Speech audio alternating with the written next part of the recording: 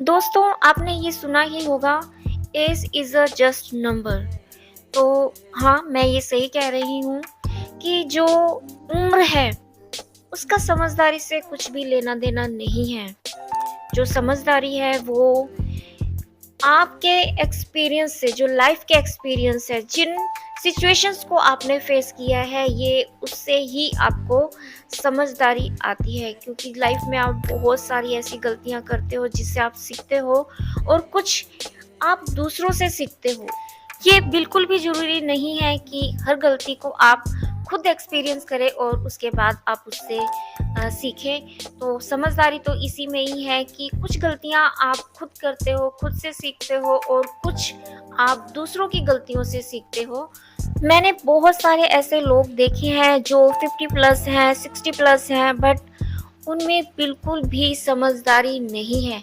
तो इसका मतलब ये नहीं है कि उन्होंने लाइफ में कोई गलतियाँ नहीं की हैं या उन्होंने कुछ ऐसा एक्सपीरियंस नहीं किया है। उन्होंने गलतियाँ भी की है, उन्होंने एक्सपीरियंस भी किया है, बट उन्होंने उनको कभी भी रियलाइज़ नहीं किया। उन्होंने कभी आत्ममंथन नहीं किया, कभी अपनी गहराई में नहीं उतरे और ना ही उन्होंने उससे कुछ शिक्षा ली।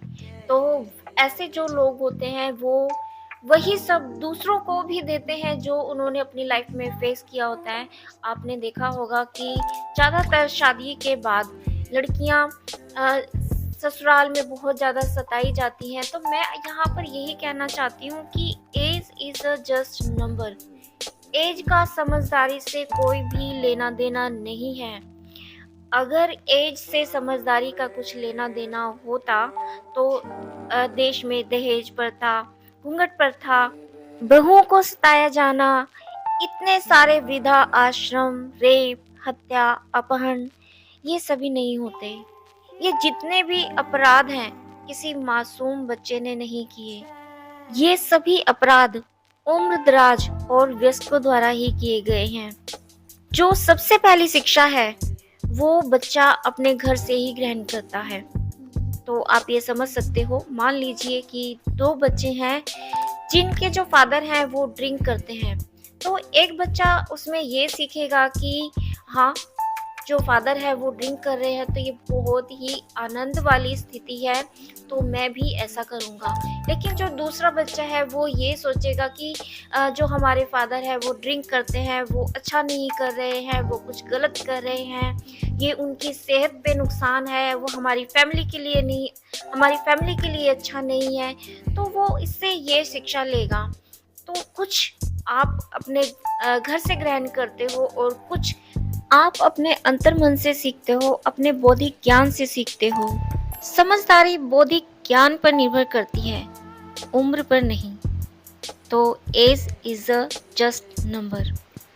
इसलिए सबके पास बैठे ज़रूर, उनकी बात ज़रूर सुने, पर आत्ममंथन ज़रूर करें। यहाँ ये भी कहना चाहूँगी कि अगर आपकी सोल वुंडेड है तो आप लोगों के बीच बैठना बंद करें। सबसे पहले अपनी सोल को हील करें। अब ये सोल वुंडेड कैसे होती है? सोल वुंडेड तब होती है जब पास्ट में आपने कुछ ऐसा फेस किया हो जिसने आपको अंदर से तोड़ कर रख दिया हो। ये कुछ भी हो सकता है। हो सकता है कि आपके पेरेंट्स टॉक्सिक रहे हों, फैमिली में ही कोई टॉक्सिक रहा हो, या आपका कोई रिश्तेदार जिसने आपके साथ कुछ गलत किया हो। तब जो सोल के जो वुंड हैं वो बाहर दिखाई नहीं देते। जो शरीर के जख्म हैं वो एक टाइम के बाद हील हो जाते हैं, बट जो सोल के वुंड हैं उन्हें हील होने में काफ़ी टाइम लगता है। ऐसे में आप दूसरों के पास बैठने से बचें और सबसे पहले खुद को हील करें। शायद आपको ऐसा लगता होगा कि लोगों के बीच बैठकर आप हील हो जाएंगे, पर ऐसा ज़रूरी नहीं है दोस्तों। हो सकता है आपके ये वुंड्स जो हैं और भी गहरे हो जाएं।